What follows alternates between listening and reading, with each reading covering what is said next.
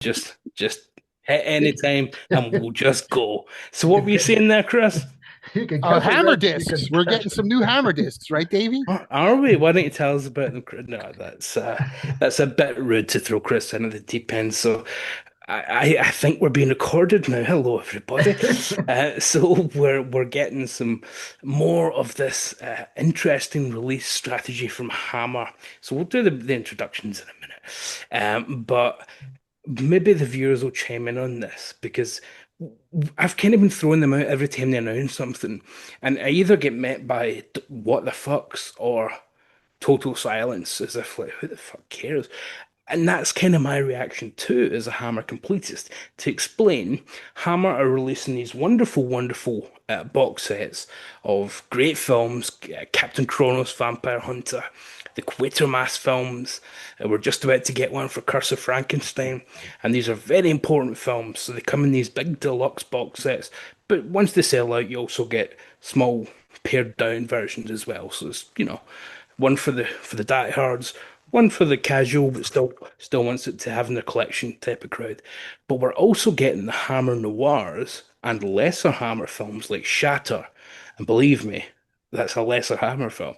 We're getting those released on 4K at £35 each, which is about $50 each. And the Hammer Noirs, as Nobody's Pete would tell screaming for you, those, right? I mean, yeah, I as mean, I asked like a couple months ago, it's like, well, it'd be nice if they put out like a nice box set that has all mm, this stuff, to replace like the old DVD versions. But now it's like they're giving standalone 4K deluxe sets for these films that most general Hammer fans probably have never seen before, Not don't know not not anything for about. me. Yeah, for sure. Right. yeah, and they're not great noirs. I mean, we're not talking about the wonderful Fritz Lang movies or Otto Preminger movies. We're talking about British copies of those films, usually with an American import to try and sell it. So Tom Conway will pop up, Dan DeRay will pop up, but they are very low budget. And to me, they should be in, as Pete says, smaller box sets and not even on 4K at all. They should be Blu-ray because 4K is expensive to manufacture and expensive for us as consumers. And it worries me. So people will be saying, well, aren't you just moaning for the sake of it? And, 'cause I've gotten that comment even when I mention it on Facebook. But to me, it's more worrying because if they don't sell, that's when Hammer say, maybe there isn't a market for anything that isn't one of the major titles, so let's stop making them. So the marketing strategy of even bringing out these 4Ks in big box sets is just baffling to me because it's to appease a market that doesn't really exist. Yeah, it's not there. You're 100% right, Davey. Yeah, it's very strange. Yeah. I mean, I know I'm waiting for Legend of the Seven Golden Vampires on 4K. But I'll definitely pass these on But you Hammer could probably Noir. easily, Chris, think of 5 or 10 titles that Oh, would be I mean, very welcome, right? like How they didn't bang out Person, the Werewolf, all the couple of Draculas and Dracula all the movies. Right. Frankensteins first makes no Right. sense. Right. Yeah. So and that leads to the other problem of course, as we've mentioned on various occasions, Hammer don't have the rights to everything. Now, what they did that was a bit disingenuous was they did a newsletter where they had an interview with their producer saying, "Well, we could potentially work with other companies and do collaborations and get in some other titles that you might not expect from us, but without naming any names." So is he really going to convince Warner Brothers to part with, I don't know, She, for example? I mean, that's not even on Blu-ray. That's a Oh, huge title Right. that really needs a release. So maybe that's possible. Maybe they've got a good relationship because Warner Brothers own the American part of the Dracula and Frankenstein films that we are getting. Not all of them, but yeah, there's a good example. So say Scars of Dracula. That's coming out from Kino on 4K at the start of next year, I believe. So Hammer aren't going to get that because Shout Factory had it and now Kino have got it. They've licensed it from Studio Canal. So it's never going to be this one great Hammer collection. right. Because we've had comments before from people saying, why won't they release a full Dracula set or a full Frankenstein set? The answer is they can't. But what Hammer are doing is a bit cheeky and kind of leading people on to think, well, maybe we could, rather than say, no, we won't be able to do everything you want." So we'll see what happens. Yeah. Yeah, but I Something don't else know. not to change the subject so abruptly, but or so differently.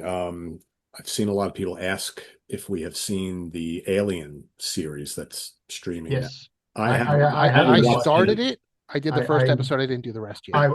I've been watching it, and I just the second to last episode aired uh 2 nights ago that I watched. There's only eight, so episode seven aired, and I at first I didn't really.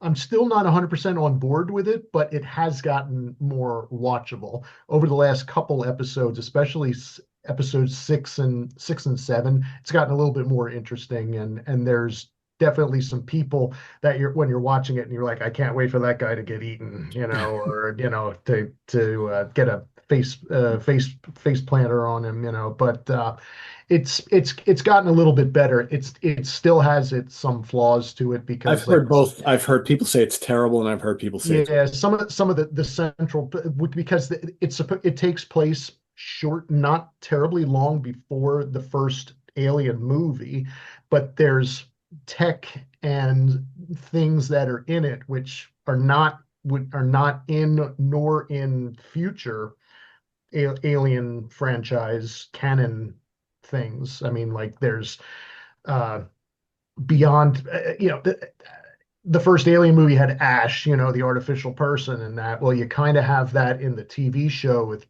Timothy Oliphant's character, but then there's also hybrids and synths.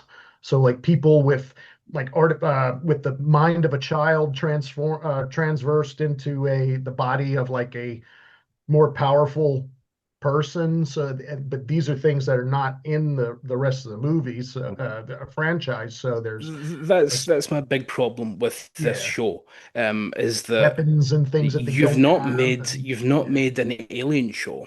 What you've done, and they've been doing this since Prometheus, is you've made Blade Runner a TV yeah, show. Now people can say, "Oh well, there's a shared lineage there, Wayland Yutani and whatnot." That was just in-joke stuff that they put into Alien 3 and whatnot. It wasn't intended to be a shared universe where Alien and Blade Runner are in the same thing. So if you watch, I guarantee, if you watch the first couple of episodes, especially, you will think, and you didn't know it was called Alien Earth, you would think it was Blade Runner Earth. But plus after the first episode, they show you kind of like the general premise, but then I believe it's episode four is a mhm. total backtrack of how the events of episode All one right. unraveled. Yeah, So but it's, you watch the introduction. It's got an opening credit spiel, and it's all about the synths and the androids and the great war between them. five different Uh, companies, like, run the earth, yeah, and and you think, what's this got to do with fucking Alien? But what it yeah, does have to do with is Tyrrell and Wayland Yutani and stuff from Blade Runner. So mm, it's got to do with that. So the old man in Blade Runner, there's a character in this that's very much like him, only a young guy, a young tech mogul. So it's like they've said, oh well, in this world of Elon Musk's and Zuckerberg's, wouldn't it be fun if we could take Tyrrell and turn him into a kind of modern uh, guy in this universe? And then randomly in episode one and two, a xenomorph just pops up and kind of to remind you you're watching an alien thing, like fucking hello, my baby, hello. which doesn't make sense until you get to, like, episode four, Yeah, because it's like, well, wait, how the hell did this alien get on this ship to begin with? And then it's like, and All right, so why it's don't we do this? Why don't we kind of table the conversation because it sounds like the first season is going to be complete fairly soon, and I'm kind of waiting for all the episodes to have aired so I can just binge the whole yeah, thing. next week, yeah, is the Next last week. one. So maybe what we'll do is we'll once everybody's seen it, we'll do like kind of like a little wrap up episode at some point, like in the not Sure. too distant future. So so I know do we I'm have any enthusiastic, so just that's where we're at with this, guys. So. do we have any 4Ks or Blu-rays coming out that people are excited about in the near future? That's a good Uh, question. According to my list, I mean, not, yeah, things that we had already mentioned, but uh, Sean Connery's Outland comes out in Oh, with a November 4th. terrible cover. Yes, very too colorful, way too colorful. Um, it just came out a couple days ago. Night of the Juggler Saw came that. out. Yeah. Yeah. Um, see, what was the other? Well, and the I think Davey told us about this, but I saw it posted today. The Ninja trilogy that has entered the Ninja Revenge of the Ninja Oh, and Ninja 3, the Domination box set is coming out on on November the 4K. 18th. Yes, on 4K and on Interesting. also Blu-ray disc. So a six disc set Wow. comes out, and So, yeah, so we're I got getting Black Sunday is coming out quite soon. Right. But again, it's not the complete version that we've had on Oh, Blu-ray from Arrow before. it doesn't have both Doesn't have cuts. both versions. As usual, the American Gotcha. versions never do. I don't know why this happens, but Bloody Americans. yeah, American companies more like, Yeah. because it's nonsense. I mean, it'll be rights and whatnot, but it's still patent nonsense. And then we're getting things like Return of the Living Dead on 4K, which I've always loved as a movie. Looking forward to that. The new Mission Impossible, which it was another Mission Impossible. I I enjoyed it. saw I saw Minority Report is coming out on 4K also. Yeah. Yeah. Hmm, hmm, See, we've hmm. got some of the Saw films are coming out on 4K I Steelbook. still I, want s- those. I I saw still want that. the Ilsa movies, right? Those are coming on 4K. Yes, Right. The do first not one buy is. do not buy them because they are all coming in a box set next year. Oh, okay. All right. Thank you, So Davey. I'll wait Kino for are that. bringing them out one at a time, and then they And are then do it in a putting it in a box. box set. Yeah, I think it might be like one a month because She-Wolf of the SS comes out October 14th now. It got bumped a week or two, and I think Harem of the Oil Oil Sheiks. Shakes Yeah. comes out towards Thanksgiving. Okay. All right. And then Good to we've know. got Captain America. There's no Captain America movie. Fantastic Four is coming Oh, out right. on disc, which I don't know. I know you reviewed it on And Superman is actually coming Comic out Book tomorrow Geezers. on HBO I Max. liked it. I thought it was So good. Yeah, already, I yeah. liked Fantastic Four. I like Superman better, but I, I li was I liked surprised to see deleted scenes on the Fantastic Four disc. I liked It seems Fantastic like we never Four. get that anymore. Right. But I felt there was an act missing. It felt like they just went from the opening act of the film to the closing act of the film, and there was no middle act. It kind of the structure of it was very weird. Yeah. However, it was fine. I liked it. Plus, Pedro Pascal he barely gets any work, so he needs something to do. He needed I mean, to he- stretch more. Hey, he didn't stretch Oh, enough. listen, that was to me that was barely a superhero movie. It was like a sci-fi movie. This threat is coming and we got to stop him. But right, we barely saw them using their superpowers and fighting supervillains. Oh, and a couple weeks ago, Chris came down to visit Oh, my yes. area for a large toy and sci-fi convention and that. And while he was here, he and I went to see Weapons. I You're just saying it's coming already on saw 4K. it. How And was that? I Chris enjoyed saw it. Yeah. Yeah. Yeah. I know Jamie loved it, so I do want to see it. I've heard. Uh, Is that the I'll same say guy who did that other film, yes, did the one something. the one we reviewed on the Monsters Den. Basements? Yeah, Yes, not Revolver. It was one word. Oh, Shit. Barbarian. Barbarian. Barbarian. Barbarian, Barbarian. which I like too. yeah. Yeah, which there's a video on if people want to review watch that. Yes. Watch this one first. This one's going to be fucking great. I mean, it might be you have not seen it But yeah, yet. Weapons was fun, Pete. I it was pretty good. what I liked. I somehow avoided all the spoilers. So when I saw it with Craig, I had no idea where it was going. Yeah, I don't know anything about So the film at all. yeah, the less you know, the better. Okay. And it was funny. I said to Craig, I had a busy week. I went to the movies. I think it was my record, other than marathons. I saw 3 movies in 8 days at Yeah. different theaters. And ironically, the one that was the most packed was Weapons, and it had already been out like 5 weeks. Yeah. Yeah. Yeah, I mean, Chris and I saw them separately, but we saw the new Toxic Avenger movie as well. How was Yeah. that? Yeah. I hated it. Yeah. It was okay, but I was little really too hungover, long, a little but too long. yeah. Yeah. But I still Yeah. hated I it. mean, I posted the trailer for that in the group chat about 2 years ago.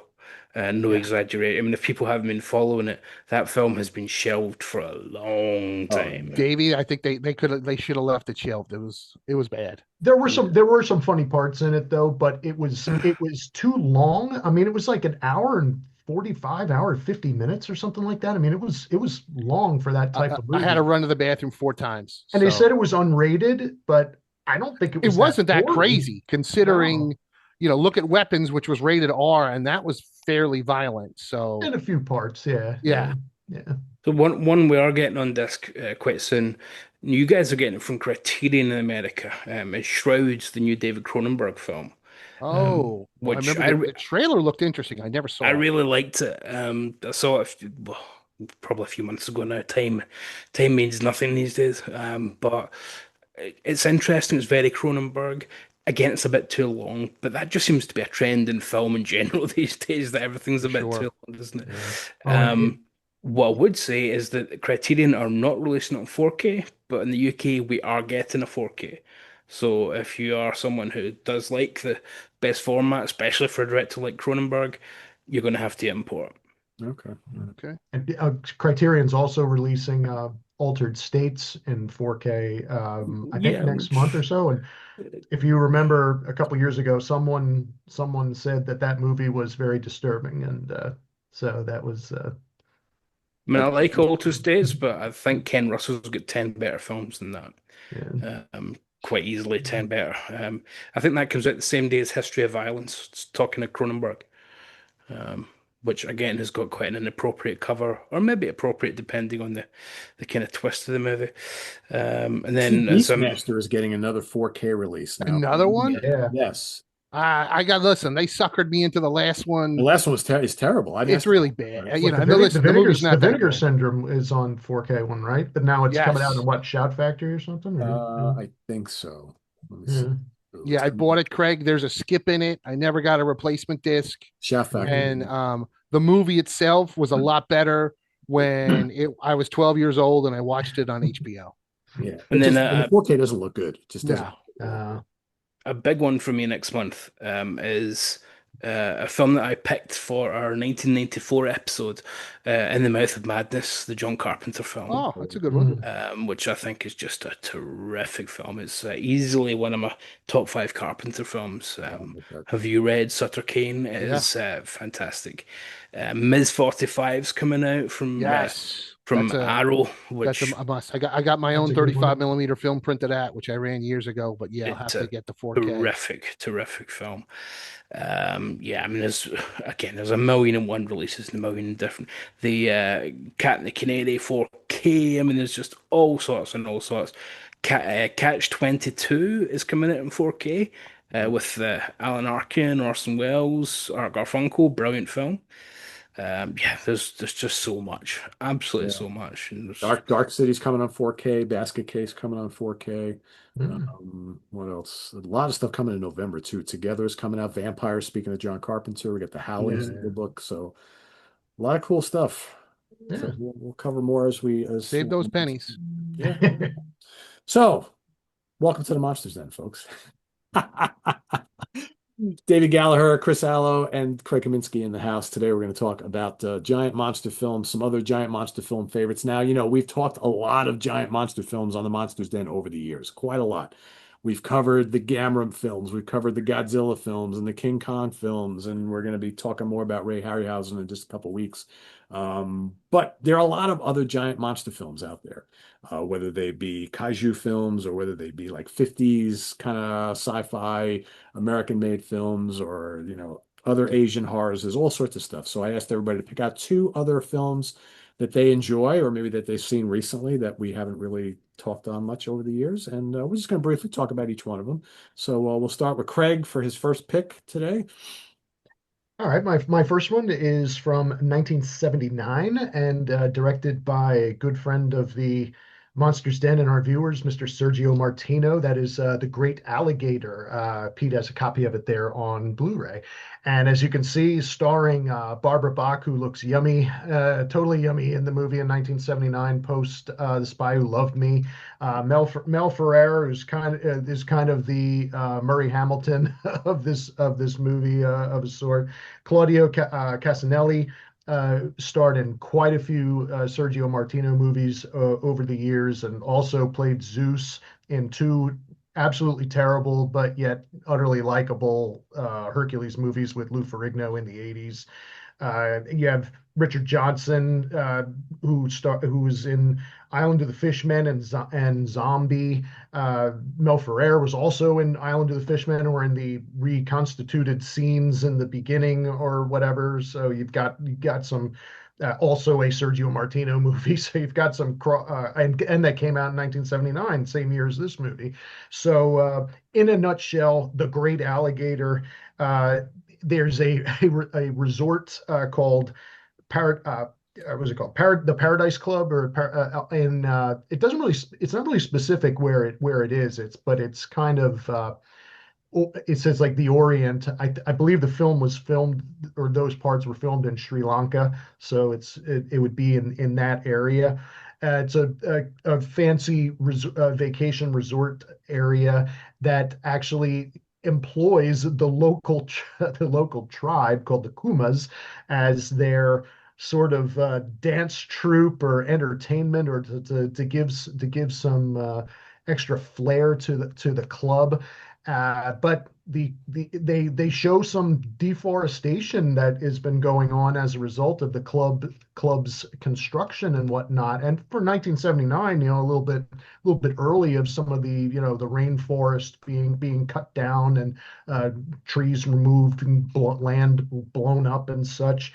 Well, the native tribe eventually does not take a shining to this, and they call upon their god, the great alligator, to take his revenge against this club. Claudio Casanelli is a photographer who comes to help promote the club at the behest of Mel Ferrer, who runs the club. He brings along this model with him, and she, of course, somehow disappears during the movie. Barbara Bach plays Mel Ferrer's assistant, who then helps Claudio Casanelli like throughout the movie. They're paired up pretty much together. The plot really doesn't get moving a whole lot until maybe about 2/3 of the way through the movie. But once it does, the last third of the movie is a lot of fun with the action and everything.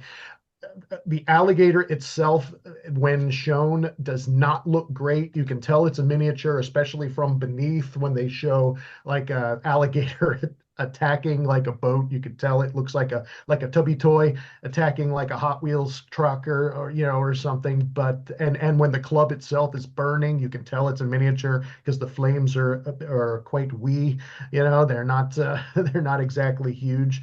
But it is still a lot of fun and everything, especially once the Kuma tribe starts taking out some of the vacationers that are all there having fun, and as well as the great alligator itself going to town. Ironically, that 1 year later, the movie Alligator came out, which looks way better, visually, with as compared to this movie. Of course, that movie, the alligator, is mostly in the sewer or outside. This one, it's almost all, or if not all, in the water. So it just doesn't look as good.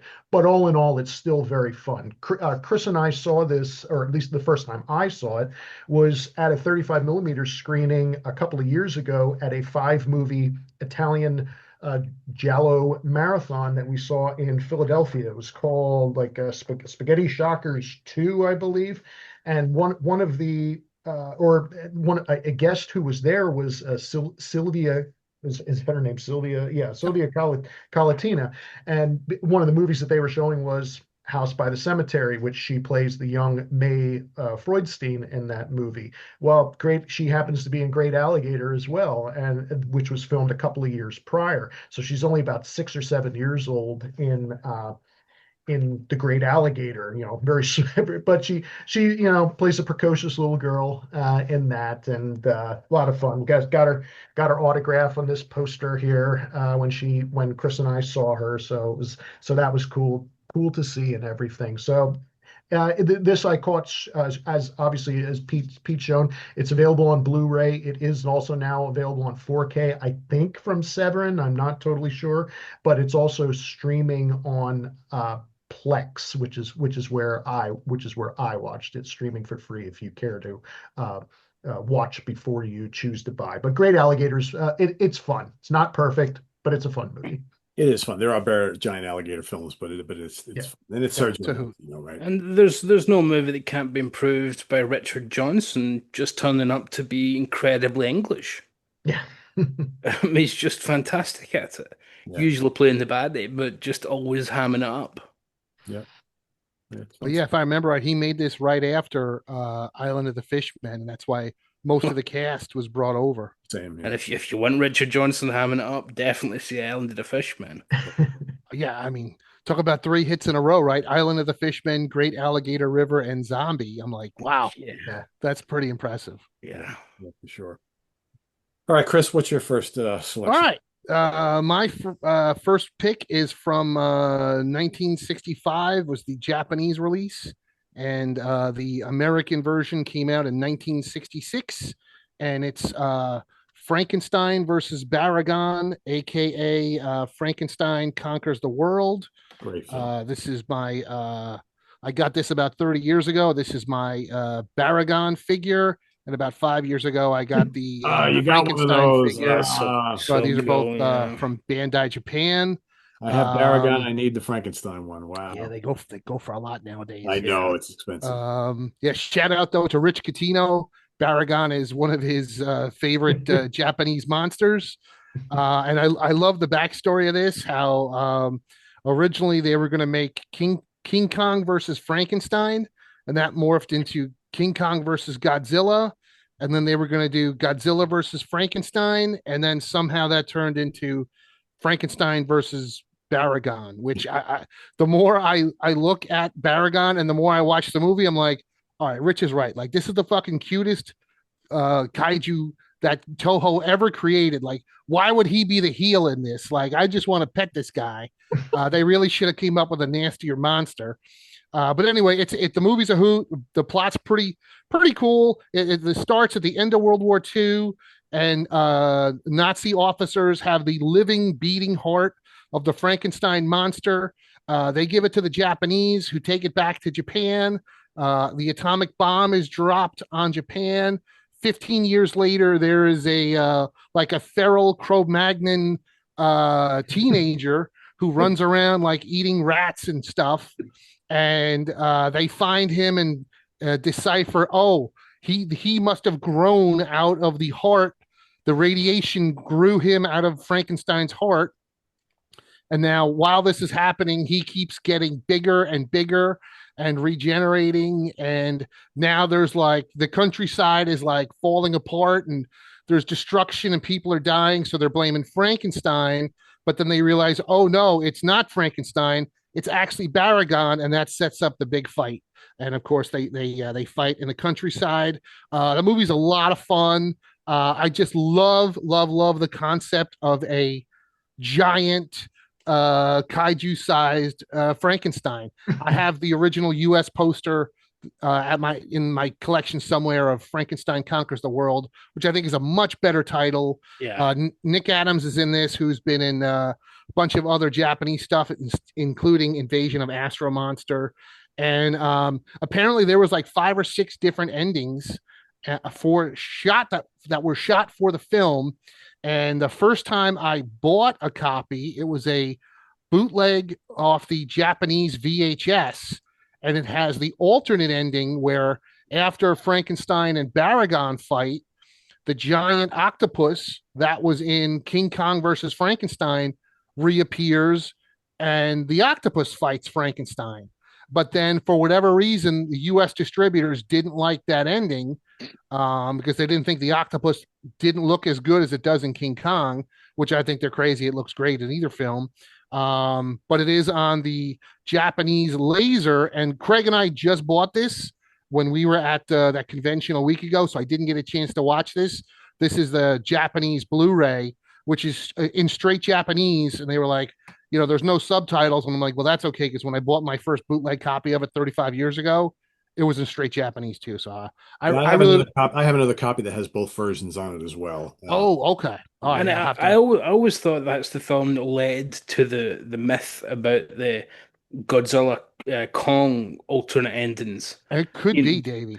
because for years that was the big rumor that they filmed two endings. One where Yeah, Godzilla wins, one where Kong wins. that's what I Hundred But always percent. heard. I mean, I Yeah. have the and issue. it's not true. It's never No, ever been verified. I mean, I have the issue that came out. Gosh, was it like the early '70s of Famous Monsters? Yeah, And they said it in they Famous said it Monsters. in Yeah, fucking Famous yeah. Monsters that there's two different endings. And as a kid, I was like, oh my god, I got to see that other ending.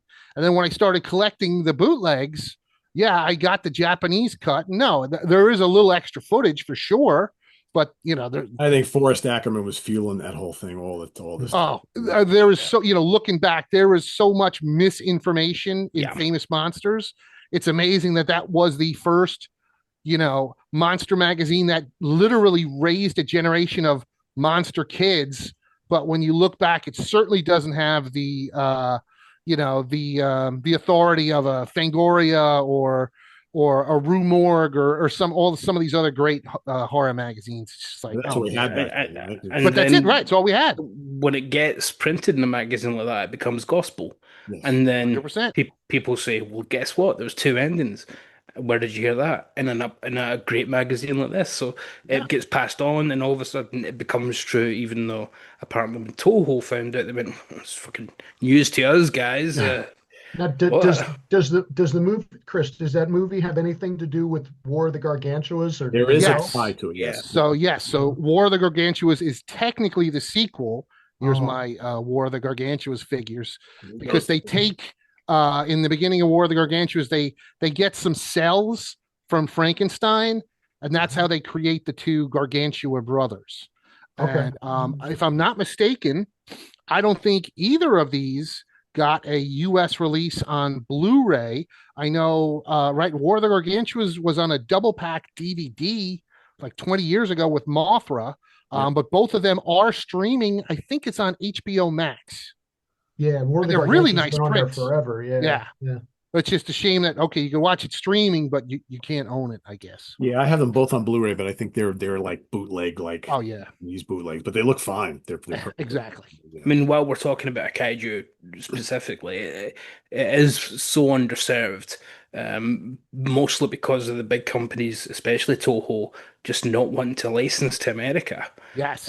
Where so many of these great monsters, fucking Rodan, you can't just go into a shop and buy their movies. It's ridiculous, but that's ownership for you. I mean, Yes. When Craig and I we picked this up, and the vendor was saying, he's like, yeah, Toho is just really weird. They don't want to license this stuff to America for whatever reason. Wasn't Yeah, that like which- $5, Chris?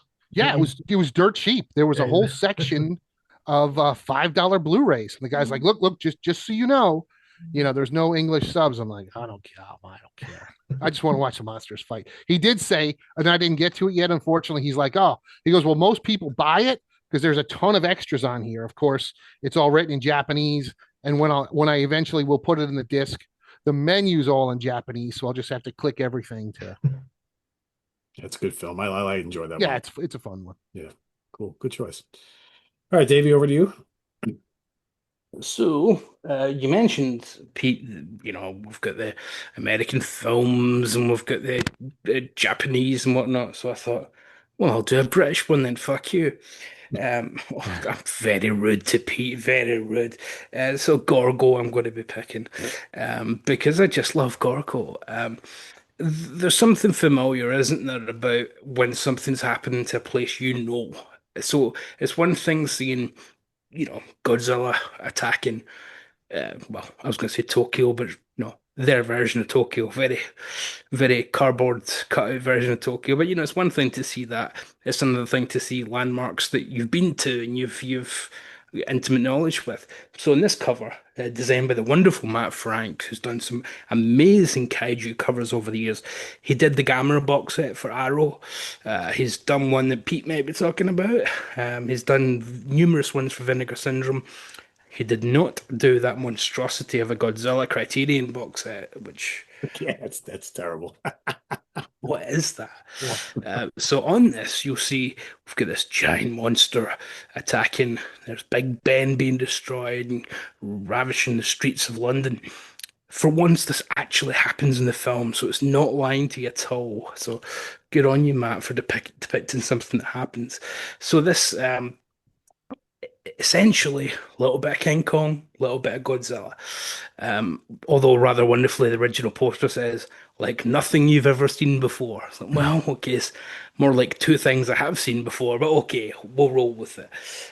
So an Irish island just off the coast of it, a couple of fishermen played by the wonderful uh, Bill Travers from Born Free and Ring of White Water. I'll never remember the name of that title. And Otter, the Turk of the Otter, loads of kind of environmental movies. And William Sylvester from 2001: A Space Odyssey. Did a couple of sailors, and they discover that there's this Irish village who seem to be a bit insular, and they're protecting a treasure hoard that's at the bottom of their just off the coast of their village. So they're diving down and taking it for themselves. So the sailors go down and try and nick the hoard as well. And wouldn't you know, who won the pony? Pretty much instantaneously, they're met by a giant creature, a giant. Well, they call it a sea creature at the start, but it's very Godzilla-like. It's pretty much a Godzilla knockoff that we do meet. They capture it reasonably easily, and they take it to London. And you think, well, okay, so that's been taken to London. It's now been chained up, and it's on display at a circus. And it's probably just going to go on a rampage now. End credits. But rather wonderfully, there's a twist halfway through the movie where, and again, spoilers for 1961. The twist halfway through the movie is that, oh, well, come on, wasn't that a little bit easy to capture that monster? Turns out that was the child, and the mother's going to come looking for it now. And the mother is about 200 feet taller than this one. Yeah. So down, down, down. So all the rampaging and whatnot, that's Mama coming looking for the cub that's gone missing. So there's a good 20-minute sequence of this that is just Mama Gorgo rampaging through London, destroying Tower Bridge, destroying Downing Street, destroying the Palace of Westminster, including Big Ben going gong for the last time. It's fantastic. So it Now, kind of Davey, do you think for someone who's from that neck of the woods, them so graphically showing all these monuments and very recognizable places makes the violence of it hit home even more? probably Because because they don't really do that in the Toho films. that's It what I could was be going to say. anywhere, right? Because they don't really do that in Godzillas. They don't really do that in Mothra movies because we don't, or certainly at the time, we didn't have the kind of cultural touchstones of knowing things in Tokyo and knowing things and whatnot in Asia that we do now, perhaps. So this is almost the progenitor of something like, and believe me, it's a better film than this, but something like Independence Day, where Roland Emmerich decided what we need to do here to sell the trailer is blow up the fucking White House Yeah, yeah. because that, Yeah. yes, just Or as a Clo- kind or of Cloverfield, where I was they going to say, show or the Cloverfield and Statue of Godzilla Liberty, in the shitty yeah. Godzilla in New Although York City. my All the way back to example, King Kong, right? King Kong. That was New York City, Also right? New York City. Yep, good Empire. point. yeah, Empire State Building, yeah. Though it didn't really destroy it. No, no. So it's a great example of, oh my God, they're actually destroying this place that we see in the news every day and destroying this international known landmark and whatnot. But there's a great bunch of performances through it. There's a really nice undercurrent. There's a clawing kid in it, a bit like Craig had in his film. There's a little moppet in it to kind of give you the, is this child going to be under threat? No, he's kind of there to give you the, why don't they just leave him alone and everything will work out for the best? And it does. No matter how much they throw at this creature, it's not going to go down. But the minute it gets what it wants, everything goes back to normal. And there's only a good few 100,000 Londoners dead. So all's well that ends well, apparently. But sorry to those Londoners who copped it, I guess. No, but it's suppose it's got a bit of an environmental message underneath it that you don't tinker with things from the deep and whatnot. You leave nature to itself as much as possible, but it doesn't get preachy at any stage, unlike some of Bill's later films, like Born Free. And it's a terrific, terrific monster film with a brilliant monster in a suit.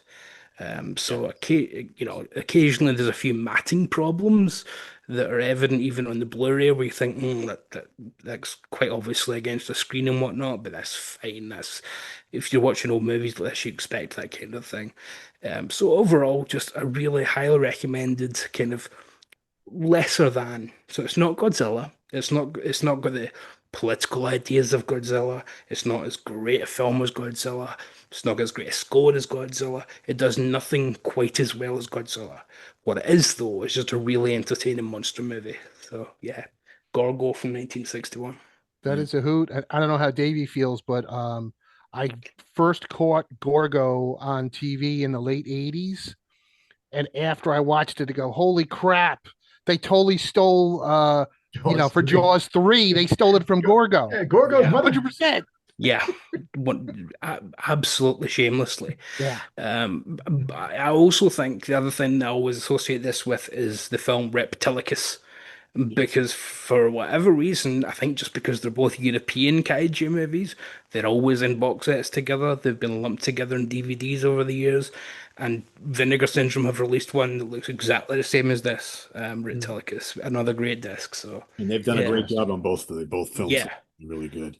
And brilliant. that's a perfect example of, and I get probably a good lead into my next choice of where you really start to feel for the monster in these films, or monsters, I Mm, should say. You're really pulling for the mama, because once you realize what's going on, you're like, all right, that mama needs to go get that baby and get out of there. And then it's like we don't really care what happens as long as they get out and they don't get killed and whatever. So you really feel you have some sympathy for them. And in the end, I mean, like Davey says, lots of people get killed and places destroyed, but mama and baby go off into the sunset together at the end of the film. Oops, spoiler alert! But it's a really good film. I grew up watching Gorgo. Yeah, So it's a fun one yeah, for sure. yeah, and it's a movie where it just rollicks past. It just so an hour and 10 minutes or something like that, and it's it's not just long at all. there's not a wasted minute. It just it's a lovely, lovely monster film. It's Yeah, and the suit bizarre. is great. The suit is really good.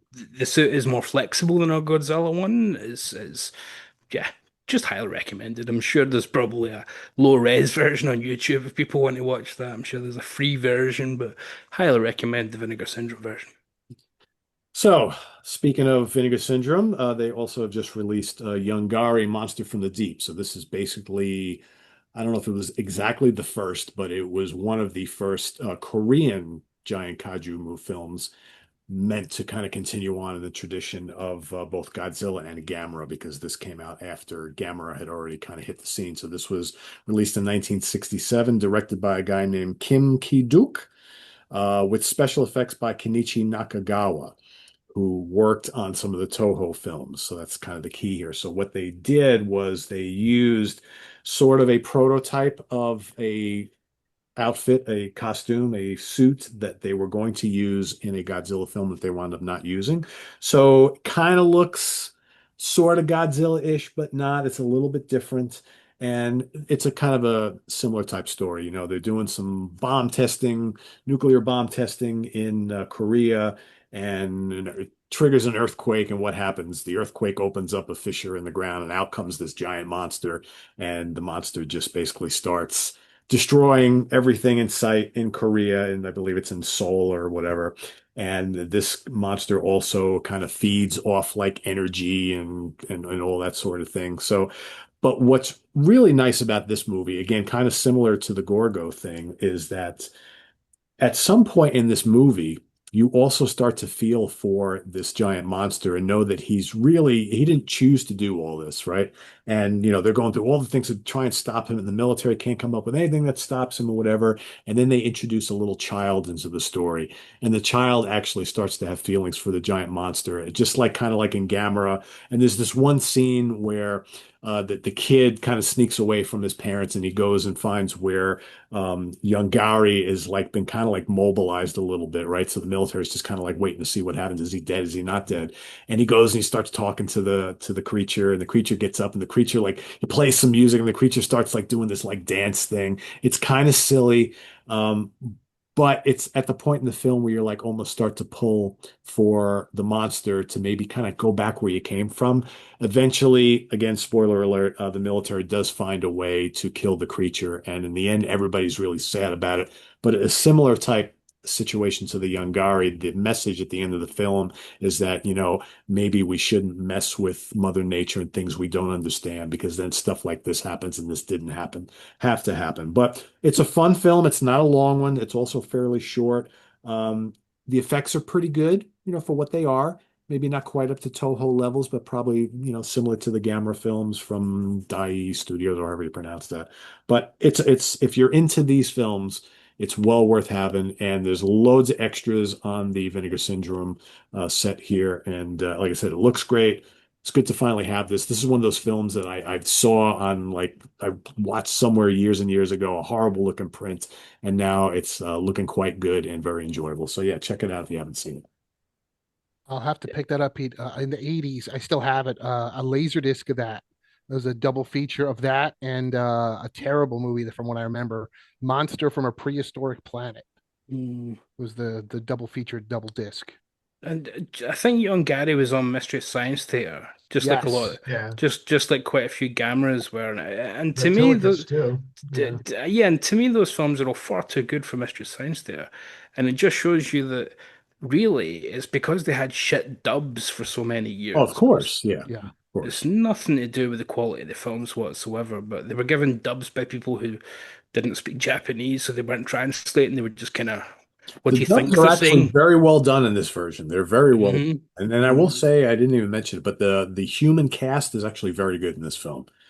It's really good. They've got they got the little kid, but then there's also like there's a like scientist guy, like a young guy, and he's kind of like this woman that they kind of like each other, but they haven't like started dating or gotten together yet. And she's like the older sister to the young kid, and the young scientist is the one that kind of comes up with a lot of the theories to kind of get rid of the monster and everything like that. And they all do a really really fine job. So it's not like in some of these you know giant horror movies, you're like, all right, let's just get the monster back on the screen. We don't care about what's going on with the humans. This is pretty well done. So good cast, good acting too.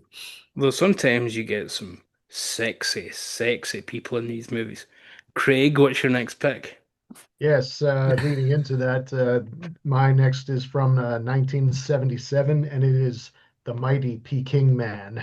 So, for viewers out there who may not know what this is, it's their three words: Chinese King Kong. That is pretty much all, that's all you need to know with this movie.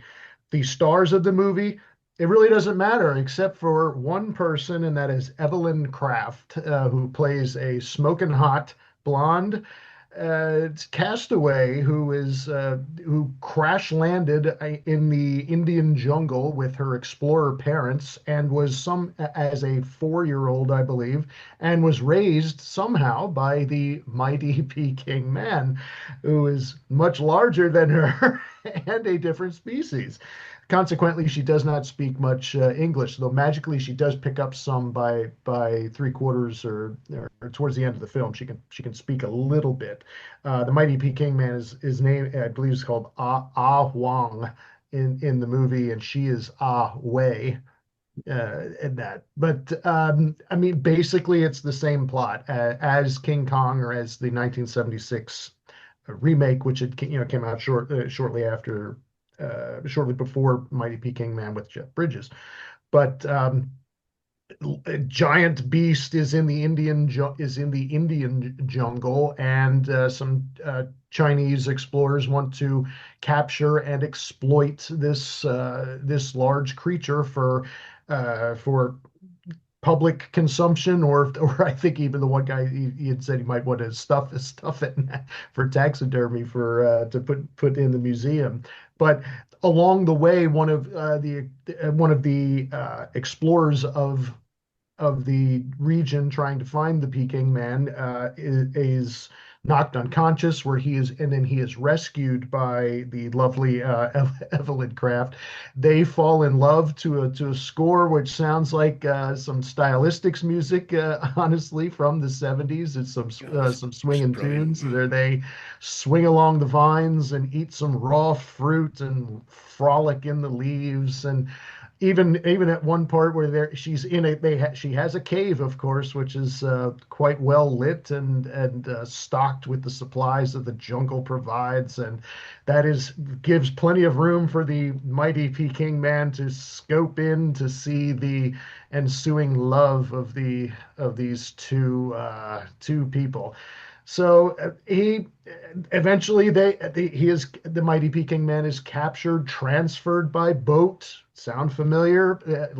Chained up to transfer him over to Hong Kong, where eventually they try to, I don't, you can't say, or westernize uh, the Evelyn Kraft, because she's walking the movie. She's walking around with a like a leopard skin bikini on for most of the time, which is, you can't take her eyes off of her once when she's on screen. And a couple times when she's changing clothes, you do get some flashes of boobs. So you keep your eyes open for that. This is a PG movie, but there was they had some stretching the standards back then. But eventually she is almost raped by one of the evil captors of the mighty Peking man, who happens to see this happening from a bit of a distance, breaks his chains and rescues her, going on a rampage throughout the city, eventually climbing up to a tall building where his fate is met by helicopters. Well, it's a little bit different, they use some different weapons on him and everything. Uh, Chris, I think, was there. We didn't know each other Yes, I at was the time, definitely because this there was many years ago. But Chris and I were Before both you fell present. in love, yeah. Yes, Chris and I were before. both present in the same theater. This was shown at one of the first or second horrorthons, and it was at the time they used to show a giant monster movie as the second or Movie third two. Yep. of the day. So they got this out early in the day. When they showed the Mighty Peking Man, 99% of I mean, myself included, had not seen this movie before, and it was one of those crowd Oh pleasing yeah. standing ovation type movies where everyone was cheering and laughing at a lot of the campiness in this movie. Evelyn Kraft holding a cheetah or a jaguar, twirling this animal around, and I mean, it just, everyone was to the sounds again of like stylistic sounding, smooth music of the 70s, just campiness at its best, but a lot of fun, and just a really good watch. And this is streaming on some of the services, and it is available on Blu-ray. Not sure if it's available on 4K. I happen to have it on this triple set here DVD from Quentin Tarantino's Rolling Thunder Pictures, and it's a really nice triple set. Maybe some of our viewers have this. We have Mighty Peking Man, Detroit 9000, a nice blaxploitation movie, and probably the gem of this set, Switchblade Sisters, which, as Chris would say, is a hoot. So that one is this is a really nice DVD set of three movies on one disc. So well worth it if you can find this. But yeah, Mighty Peking Man, so a whole lot of fun, and it's just a worthwhile watch. That is worth it, or it needs a new re-release on Blu-ray, because I think both versions of both. I think it's a 88 film Yeah, release. Yeah, I 88 was gonna put say it in I over have the here. European Yeah, Blu-ray. yeah, and it's long deleted, which is a shame.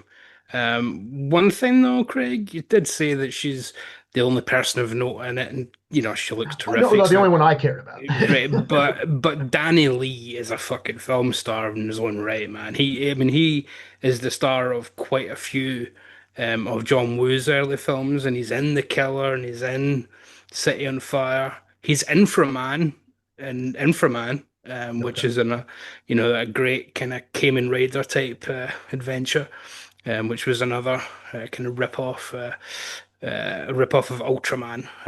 So terrific stuff. And he's great in it. He's got that kind of, when you see pictures of Bruce Lee in the 70s when he kind of looks like Bruce Lee dressed as Elvis. He's got that kind of going on with his ridiculous big collars. He looks great, and I love the score of that movie with the cheesy music. It's so fun. With the, as you said, the stylistics, but there's some really cheesy kind of numbers in it, going like Yeah. a love that lasts through the ages. Full of great stuff. Yeah, it's a terrifically fun movie. Can you tell we And love Mr. Films, folks? it looks great as well. It's a really good looking movie. Yeah, it's very colorful. I mean, with the Yeah. jungle scenes. I mean, and they're real animals. That she's twirling around. I mean, there's leopards and cheetahs through in some of the scenes. So definitely those And were real. and you mentioned my favorite bit of the movie where they're shagging in the cave. Yeah, And Peking Man just, well, he's literally a He's Peking peeking. Peking Man he's at that he's point. a He's peeping the he's the he's the peeping peeking man. peeping man. He peeks in and it's just kind of either He's aroused or just happy to see his little girl getting laid. I'm not sure yeah, what we're supposed to take from that, but yeah. either way, it was strange. But yeah, Yeah, great little movie. classic. Chris, over to you. All right. So Danny Lee, who starred as Davey mentioned in City on Fire and The Killer and Mighty Peking Man, also stars in my pick, which Davey just mentioned, 1975's Inframan, which is Oops. really only has one giant monster in it, but it is loaded with rubber monster suits, and the movie is a total hoot. I do have the import Blu-ray. I couldn't find it, so you guys could track that down. But the movie's a blast. It's basically like Davey mentioned, it's a Chinese ripoff of Ultraman. And they do mention, especially in the trailers, how Ultraman is made from the wonderful world of Bionics, because of course everybody remembers how fucking huge the Bionic Man was in the 70s. So the movie came out in 75, but it takes place in the far distant future of 2015. Oh, And Princess Dragon Mom, who's pretty hot Asian lady with big pointy boobs, awakens from her long slumber, and she wakes up all these awesome looking rubber monsters, some of which like look like monsters, some of which are like literally look like the skeletons from the Misfits, but with different helmets, and some of them are sort of like monster robot hybrids, and she plans to take over the world. So there's a good guy scientist who, hey, it's 2015. He's got supercomputers, and he takes our hero Danny Lee and hooks him up to stuff and turns him into a red and silver bionic kung fu robot who can shoot stuff and lasers and fly and do somersaults and drop kicks, and the movie's a lot of fun. It's basically just Inframan one by one fighting all the monsters, chopping their limbs off. There's a decapitation or two, which is crazy because it is a PG movie. I did run this movie at my Hudson Horror Marathon, God, probably like 10, 12 years ago, 15 years ago. Didn't A friend of mine sponsored it, Jordan. I had no idea how it was going to go over, but like Craig said with Mighty Peking Man, it's one of those ones nobody in the audience knew what to expect, and by the end, it was a standing ovation because the movie is just a ton of fun. It is streaming for free on YouTube, but there's a shitty version. It's not a great print, so your best bet is to track down the 88 Films Blu-ray. I don't know if there's another version out there. There might There's be. something, so it also goes by under the name of the Super Inframan, correct? Super Inframan, yep. Yeah. And the Chinese, I believe the Chinese version is like Chinese Superman. Yeah, Gotcha. and the fact that it was called Super Inframan led a lot of people to think that was the name of a sequel. So they're looking for a totally separate movie. Right, yeah. Yeah, again, misinformation before the internet corrected us all. But if you haven't seen it, it is 100% worth tracking down. Yeah, I got I've never seen it. I've got to check it. It's I love this it's stuff. And then brilliant. Craig and I, was it 2 years ago, Craig? 3 years ago? They ran it as part of the Exhumed 24-hour horror marathon. That might have been one where I was not present. Okay, I know it because it was the same print that I had borrowed from Exhumed, and yeah, it was a couple years ago. It was either the Horathon or the Exploitation Fest. I'm not sure, but it Yeah, I was don't one of the remember seeing it as shows. Horathon unless it was like in the middle of the night when I went to go catch some Yeah, zines. So I it would might have have been one that I pretty pissed missed. off if I It's missed Yeah, it it. was it's at one of per them. it's perfect for people who like the idea of Ultraman, but Ultraman's very formulaic, especially as it starts to get on into the late 60s, early 70s, where it's pretty much every episode's the same. So this kind of cuts out the boring bits at the start of every episode of Ultraman and just gives you battle after battle after battle after battle. So Okay. it's almost a bit of a compilation of Ultraman kind of feels like Yeah, that. Yeah, it's got that kind of vibe to it. And yeah, it doesn't have like Ultraman's got the power charging thing on his chest. There's none of that nonsense. This guy just fucking goes fucking. I got to see this. I think even yeah. if I can't track down a copy, I'll try and watch it somewhere. Cool. All right, Davey, over to you. Your final pick today. Okay, okay. Can't go too long on the channel without Hammer time. So, 1956, Hammer released X the Unknown.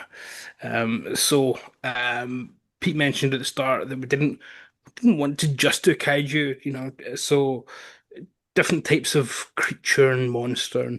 And what I like about this is, for most of the film, at least, it is indeed the unknown until we see what it is later on in the film. And even then, we don't get much of an explanation as to what it is. So it's perfectly in my wheelhouse because in 1955, the Quatermass experiment comes out. Massive hit for Hammer, X-rated. So they wanted to do a very quick follow-up with original characters, but still use Quatermass. And Nigel Neal said, well, "Here's an idea. How about you go fuck yourself instead? Because I own Quatermass and up yours. You either do Quatermass 2 or you don't get Quatermass." Quatermass 2, his actual property, not just any old Quatermass 2. So Hammer said, "Oh, okay, we'll do Quatermass 2, the version, an adaptation of that next year. But for the moment, we need to get started. So let's do something that's pretty much Quatermass, but without calling him Quatermass." So they get in, instead of Brian Donlevy, they get in Dean Jagger to play a professor, and he's in charge of a kind of nuclear facility in Scotland, and they're next to this military base, and they're doing operations on small radiation uh, detection devices to make sure that their Geiger counters work and whatnot. So they're out practicing with them, and wouldn't you know, just like Pete said, almost verbatim, something happens, a giant fissure opens up, and then a creature comes out of the giant fissure. So Where it it's goes, right? commonality in a lot of these films. A lot of stuff But going on under the earth. there's Yeah. a lot of these giant fissures are about these days. Essentially, what comes up though is indeed the unknown. So for a lot of the film, we get some really horrific, and again, this was X-rated. That's why they stuck the X at the start because Hammer loved to show off their X ratings to kind of entice people. Don't stay home and watch television. You want to come out to the cinemas and see the really dark shit. By our standards, this is tea time and a Sunday afternoon stuff, but still. Although, to be honest, there's some pretty horrific deaths in this where when the unknown does attack people.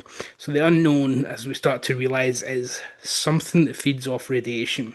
And when it does attack people, they melt, and not in a incredible melting man way where they look like delicious chunks of chocolate. But in this case, it's almost like the melting at the end of Raiders of the Lost Ark, where it just looks fucking horrific. But even more horrible than that, I think the black and white kind of helps that stark nature, kind of helps with that. And we see things like their fingers start to balloon up and explode. I mean, it's really horrific, horrific stuff, especially for 1956. So Dean Jagger's the head of the institute. He's the Quatermass stand-in. He's looking into it. The army just want to blow shit up, as the army are wanting to do in this kind of film. And he says, "No, no, you're gonna make things worse, and it's going to become more powerful." So that kind of stuff happens, and there's more attacks, and there's more attacks on more vulnerable people. So at the start, it's soldiers who die, and you think, "Well, I suppose they've signed up for it. That's still bad, but they've signed up for it." And then it's a villager, but it was an old guy, and then it's a kid that dies. So it kind of ramps up the threat level as well by saying, it's even more innocent people as the film goes on, until the whole country could be under attack, by the end of the film, because the creature, is now zooming in on nuclear plants. So the creature has now detected that there's a way to harness an almost unlimited supply of nuclear energy, and when that happens, it's game over.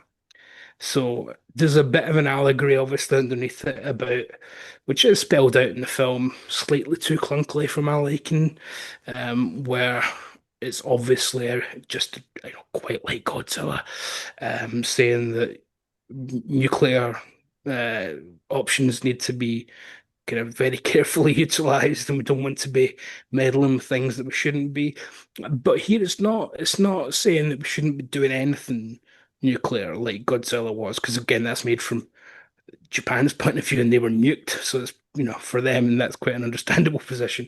But here it's saying more, we need to just be careful. We need to reconcile science advances with what nature will do to fight back to those advances. So it's a kind of be responsible rather than just don't have scientific advances kind of message.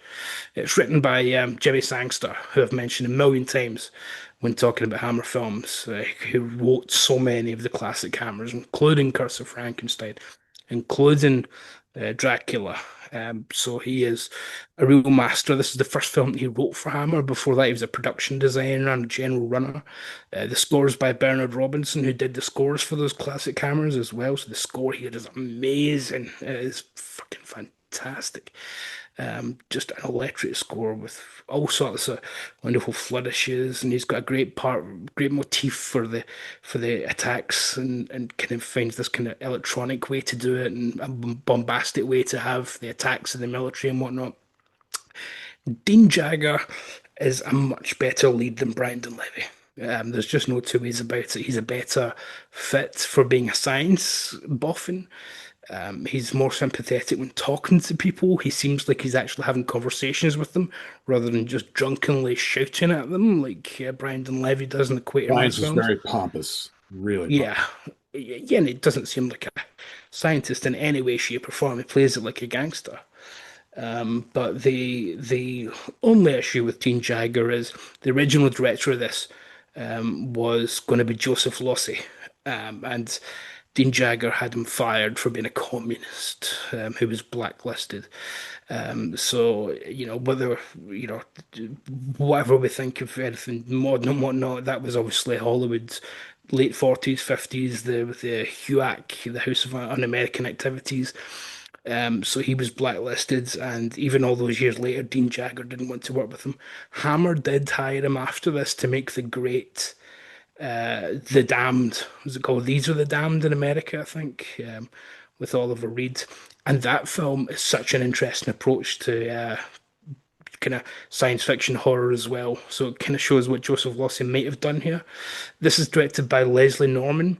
His son would be Barry Norman, was a major film critic in the UK, pretty much the most famous film critic in the UK ever, through from the 60s through the 90s, something like that.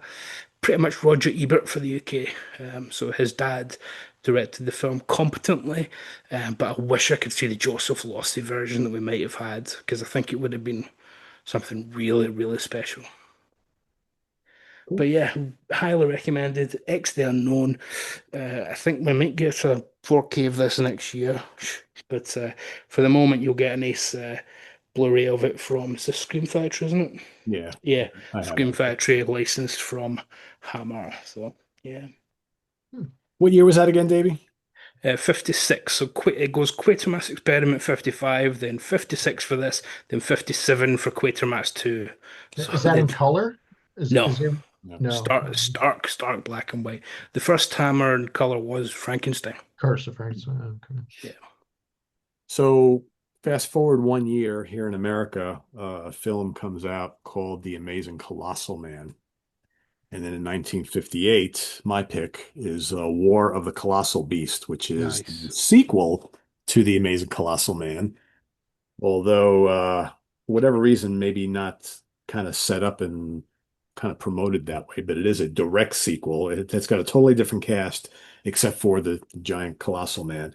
And so, as we find out in the beginning of this movie, he actually survived the first movie. And basically, to kind of go back to what David was saying before, like so many of these films have to do with like, the nuclear age, right? So here you have this kind of army guy, this military dude who gets subjected to, nuclear energy, and all of a sudden he starts growing like 10 feet a day until he becomes like 60 feet tall. And then the bigger he gets, the more he loses his mind, right? So of course and he's just a big, tall guy. He's big. He's a monster only because he's just so tall. So the military thinks they destroy him in the first film, but as it turns out, he has survived.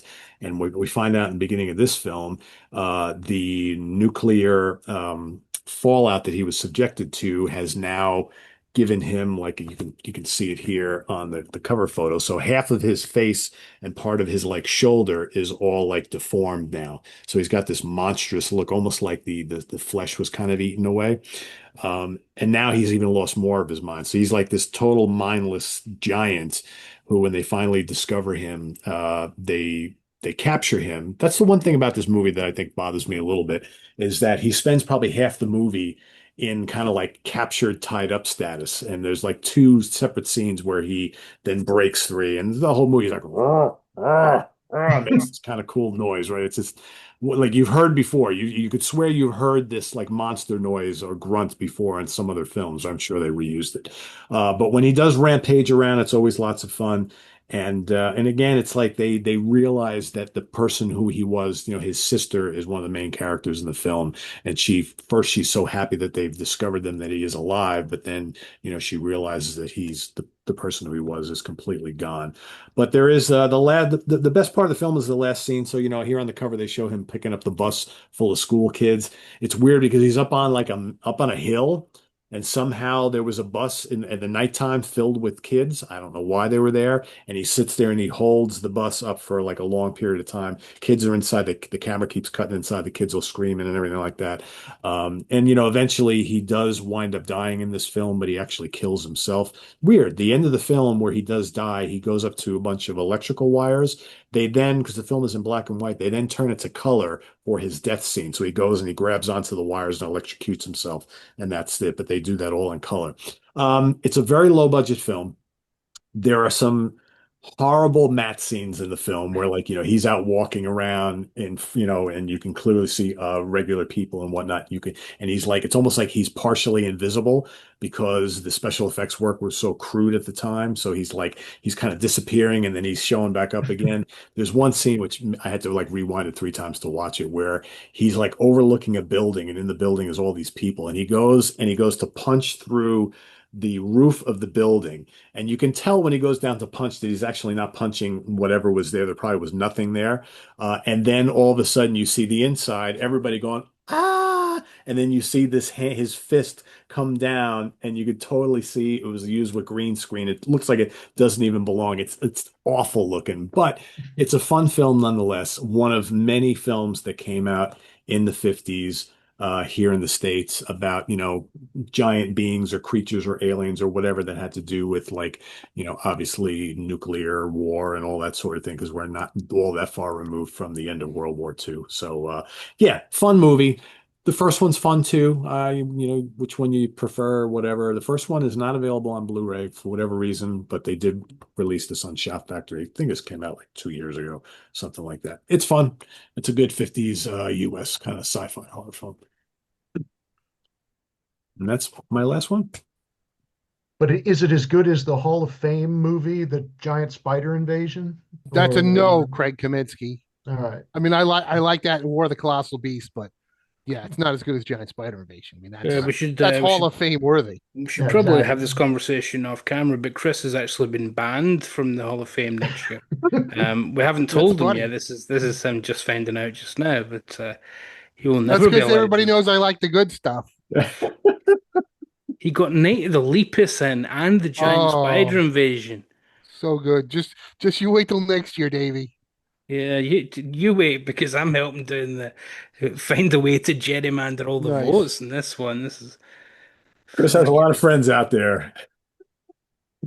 Yeah, yeah. there's There's a lots lot. of people with no taste out there. Yeah, there's lots of them.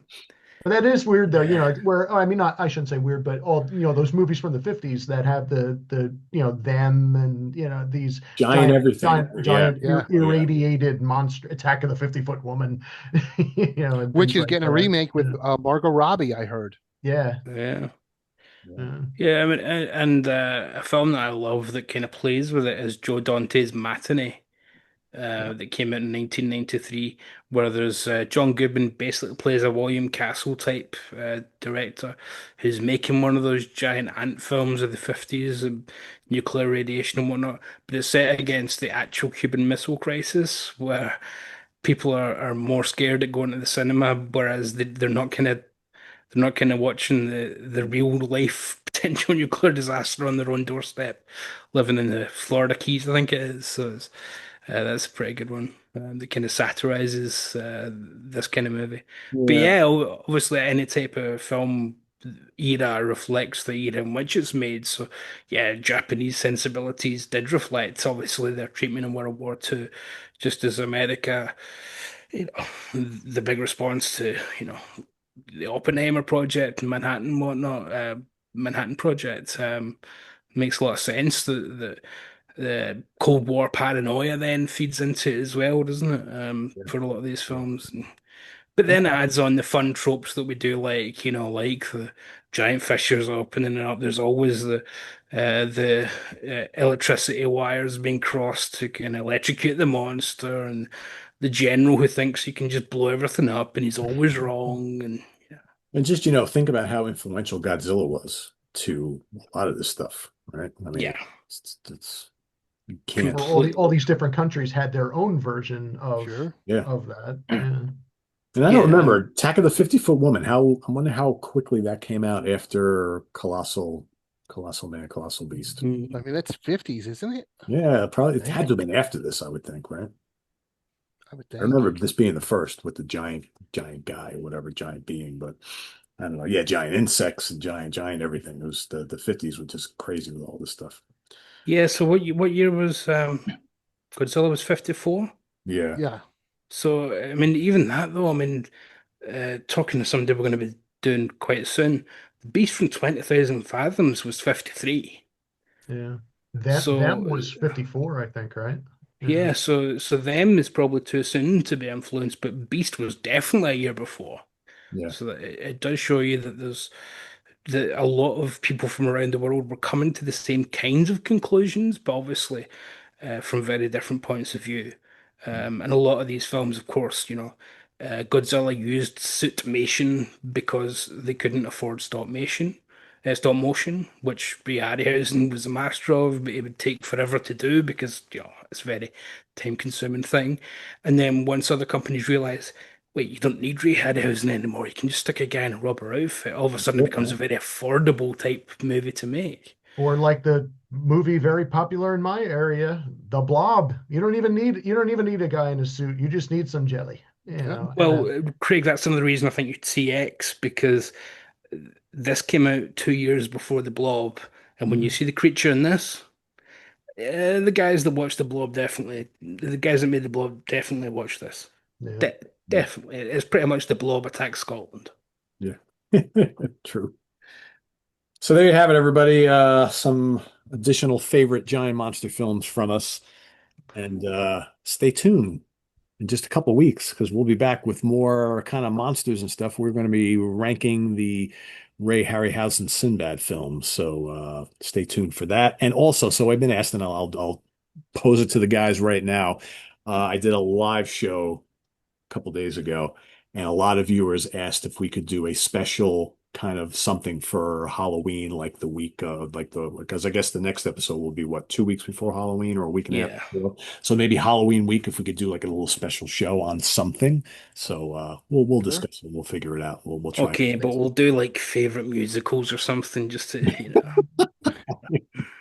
That won't be too horrific. Maybe we'll pick something that's available that we can all watch and just kind of talk about, or maybe we'll even talk about the Alien series by then. I don't know. We'll figure it out, but we won't forget you guys around Halloween. So stay tuned for more of that, and visit us on the web at www.seatranquility.org. We're on Facebook, YouTube, and Instagram all the damn All the Damn damn time. time. Please subscribe if you haven't already and click on that notification bell so you get alerted of all of our content as a post. And please do hit the like button before you leave. List some of your favorite giant monster films that maybe we haven't discussed that you really like down in the comments below. And we'll see you next time here on the Monsters Den. For David Gallagher, Chris Allo, and Craig Kaminsky, I'm Pete Pardo. Thanks for watching us here at Monsters Den. Take care, everybody. Bye-bye. It's a